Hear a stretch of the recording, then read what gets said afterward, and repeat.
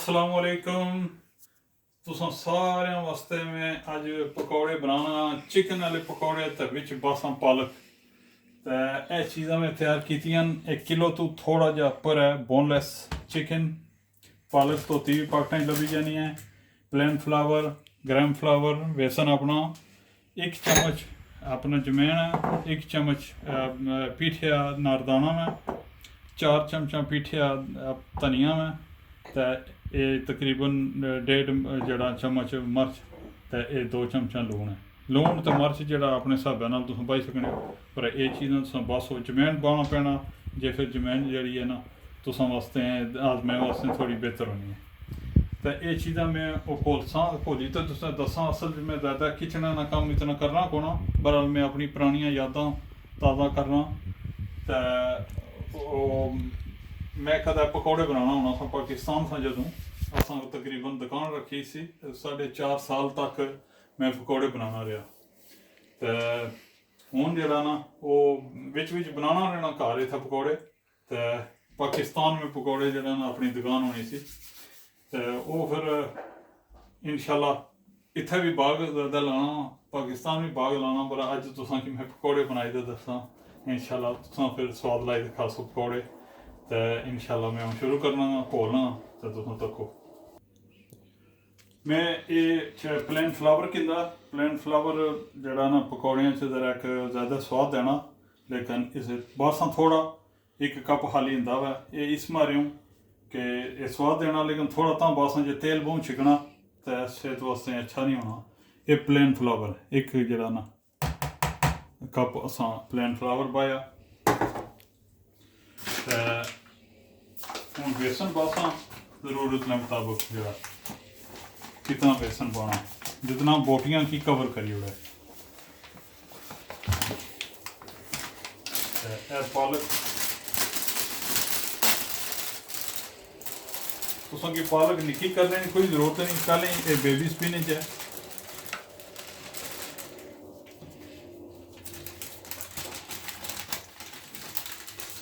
अगे ही निक्की निक्की अच्छी है। ये जिसलै बिच मिक्स करसा वो उत्थे ही जड़ा ना सारी मिक्स हो जाती। हूँ ये सारिया चीज़ां मैं बिच पाना। ये धनिया है,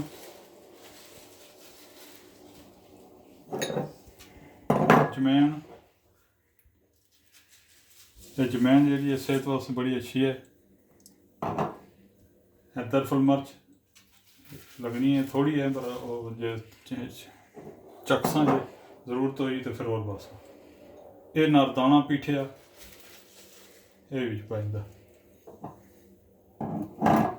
लून, सारिया चीज़ां असां इत्थै मिक्स करी गेदियां।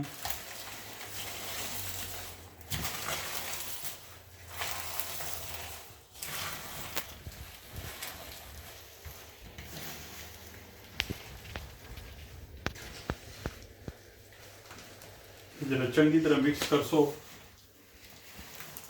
फिर सोहने जा बनी जैसी मसाला पकौड़ियां वास्ते। मैं बेसन थोड़ा जा और मिक्स करना, ये बेसन थोड़ा घट है। बेसन तुम मिक्स कर ही सकते हो, आटा नहीं 2 बारी मिक्स करना।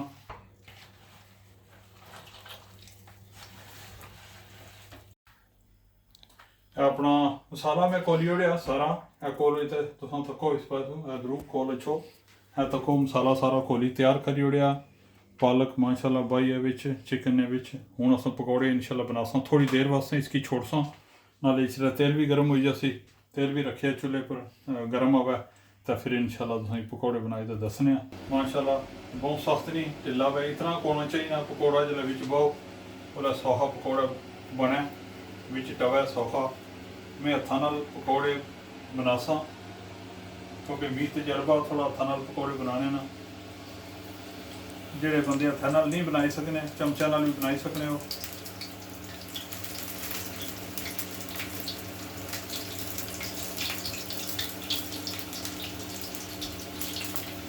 चने पीस निके निके कराए सन और पकौड़े बने थे।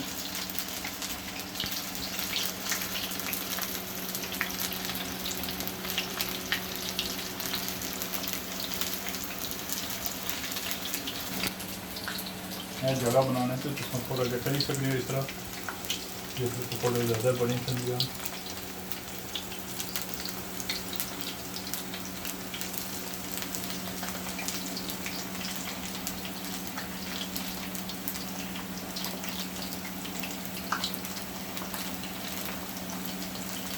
काफ़ी सारा पूर हो गया।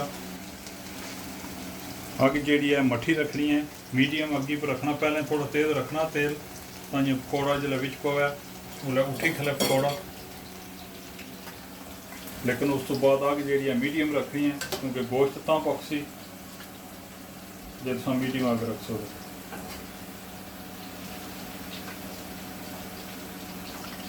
सिर्फ आटे ने पकौड़े कुछ बंदे बनाने या कुछ खाली बेसने ने बनाने, बेसने ने थोड़े सख्त हो जाने तो खाली आटे ने जो बनाने वो बहुत ज़्यादा आटा छिक जरा ना तेल छिकना आटा जरा, इस बारे असा दो ही चीज़ा इस्तेमाल की, आटा भी तो बेसन भी, तो इस बारे पकौड़े जोड़े ना वो सोहने बन सन। थोड़ी थोड़ी देरी बाद लाई ओड़ो पकौड़ियाँ की परती ओड़ो, मीडियम अग रखी है, मीडियम अग पकन लगे। अग तेज़ नहीं रखनी क्योंकि अगर तेज़ रखो अग बहुत पकौड़ा पकी जाती बिचू कच्चा रहती। आज मैं इसमें दसा भी किस तरह सोने बिचू जो बिचू पकी पकौड़े। हमारे चैनल का नाम है ताहिर महमूद मंगला हेमलेट, तुम यूट्यूब बाई तो तको हमारे और भी काफ़ी सारे वीडियो, मैं ज़्यादातर बागा ने वीडियो बनाना, ये पहली दफ़ा कुकिंग वीडियो है। अगर एक बार क्या मैं बारबेक्यू भी बनाया सी, वो भी मैं दस ही रहा, लेकिन हूँ टाइम टू टाइम इंशाल्लाह मैं बनाता हूँ, इंशाल्लाह सोहने बनने पे लगे पकौड़े।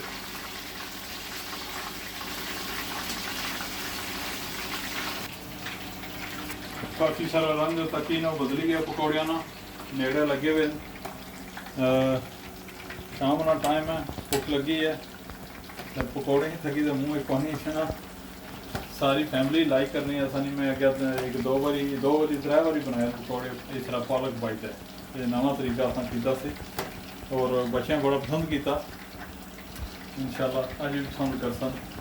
माशाल्लाह सोहने बने, सोहने अग सोहनी रखी है तो सोहने पकौड़े बने। हूँ इंशाल्लाह चखसा तो फिर पता लगती भाई कितने स्वादले, और तुम भी ये घर ट्राई करो, बड़ी स्वादले बनने।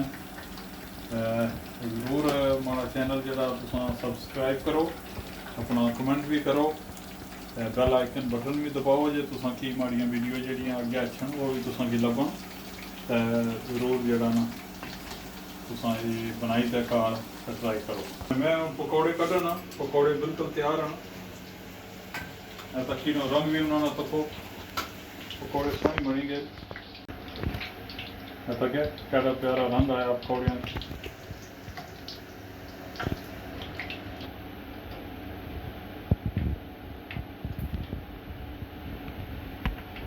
असा हूँ इसे तेल निचड़ने वास्ते थोड़ी देर प्लेटा भी रखसा ताकि तेल जरा वो सारा निकली जाए, फिर असा उधर अपनी टुकड़ी च लगने हैं।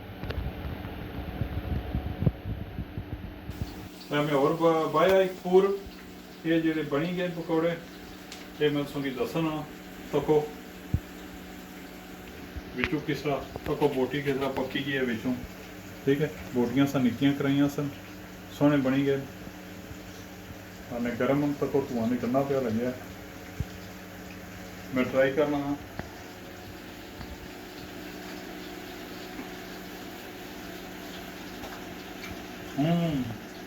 सही स्वादले पकौड़े बने, दिल करना सारे हूँ ही खाई होना।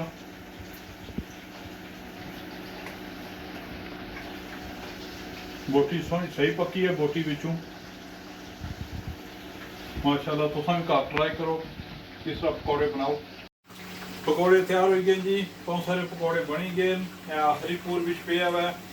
तुम पकौड़े ग्रीन चटनी नाल भी खाई सकते हो, कैचअप नाल भी खाई सकते हो, अगर कोई मसाला पर भरोना चाहते हो तो चाट मसाला काला लून जी मर्जी तुम्हें पसंद है चीज़ उसने नाल खाई सकते हो।